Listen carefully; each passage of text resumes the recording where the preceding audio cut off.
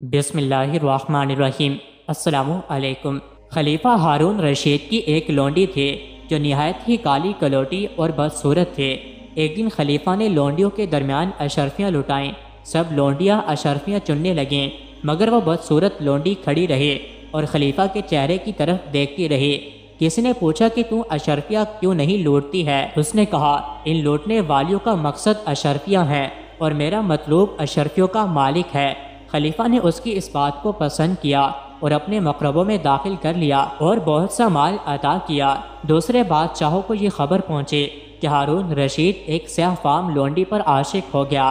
खलीफा को ये बात मालूम हुई तो उसने तमाम बादशाहों के पास आदमी भेजकर उनको अपने पास जमा किया। इसके बाद सब लौंडियों की हाजिरी का हुक्म दिया और हर लौंडी को याकूत का एक एक प्याला देकर हुक्म दिया, इसे ज़मीन पर फेंक दो। सब लौंडियाँ प्याले को फेंकने से बाज रहीं, मगर उस स्याह लौंडी ने प्याले को ज़मीन पर पटक दिया, जिससे वो चूर चूर हो गया। इसके बाद खलीफा ने हाज़रीन मजलिस से फरमाया, इस लौंडी को देखो कि इसका चेहरा तो बहुत बदनुमा है, मगर इसका काम निहायत ही उम्दा और पसंदीदा है। फिर खलीफा ने उस लौंडी से मुतालबा किया कि तूने प्याला क्यों तोड़ डाला?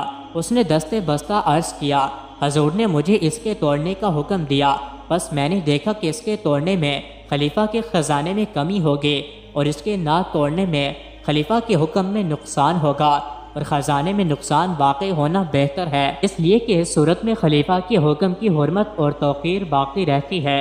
दूसरा, मैंने देखा कि प्याले के तोड़ने में लोग मुझे मजनूना कहेंगे और न तोड़ने में नाफरमान कहलाऊंगे, और मुझे मजनूना कहलाया जाना नाफरमान लक़ब पाने से ज़्यादा महबूब है। तब बादशाहों ने लौंडी के इस फैल पर तहसीन व आफरी की और खलीफा को उसकी मोहब्बत में माजूर रखा। हज़रत सैयदना इब्राहीम आजरी कबीर रहमतुल्लाह अलैहि ने फरमाया, सर्दियों के दिन थे, मैं मस्जिद के दरवाजे के करीब बैठा हुआ था कि मेरे करीब से एक शख्स गुजरा जिसने 2 गदड़ियाँ ओट रखी थीं। मेरे दिल में ये बात आई कि शायद ये उनमें से है जो भीख मांगते हैं। क्या ही अच्छा होता अगर ये अपने हाथ से कमाकर खाता।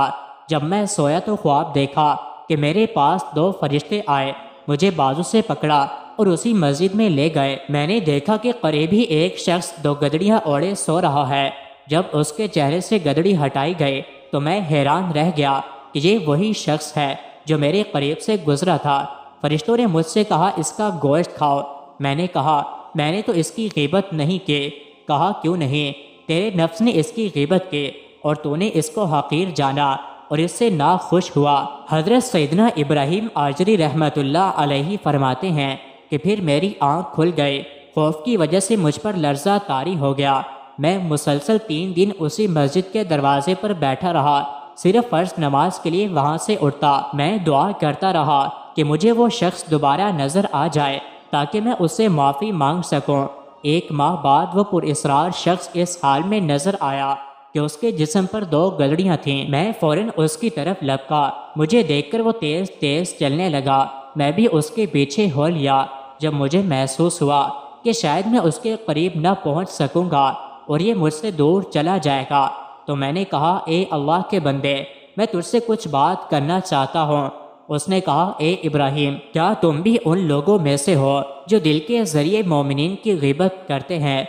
हज़रत सैयदना इब्राहीम कबीर रहमतुल्लाह अलैहि फरमाते हैं कि उसकी बात सुनकर मैं बेहोश होकर गिर पड़ा।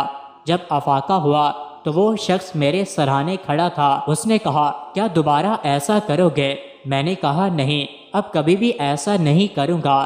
फिर वो पुरइसरार शख्स मेरी नज़रों से ओझल हो गया और दोबारा कभी नज़र न आया। मज़ीद ऐसी ही वीडियोस के लिए चैनल को ज़रूर सब्सक्राइब करें।